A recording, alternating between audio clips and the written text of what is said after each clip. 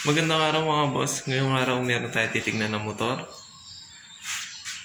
Pag nagustuhan natin ito mga boss, kukunin natin agad. Ang bala ko nga pala dito sa motor na ito mga boss ay pa-service lang, or pag may nagkagusto mga boss, ibebenta rin natin.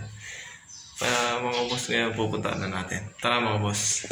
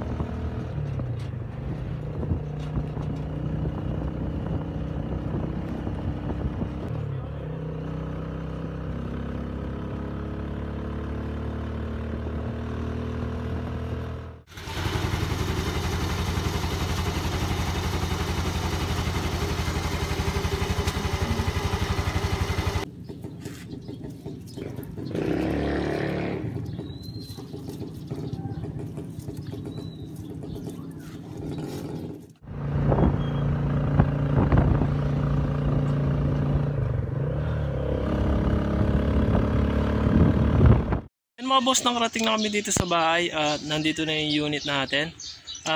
Itong motor na to mga boss ay Mio i 125 2016 model mga boss, pero acquired to ng 2020, kaya sariwa pa siya.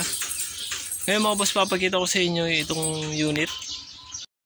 Yan yung itsura niya mga boss. Yan, ang issue lang nito mga boss, may mga gas-gas. Yan, yung mga gas-gas lang naman yung mga issue nya. Ito lang, dito sa end. Tapos mga boss, yung gulong bago, yung dalawa, harap-likod. Harap-likod mga boss, bago yung gulong nya. Tapos mga boss, yung mga 2016 model, wala pang plate yan. Ewan ko mga boss kung lalabas pa yung plate ng 2016. Tapos yun yung odo niya mga boss, 33,000.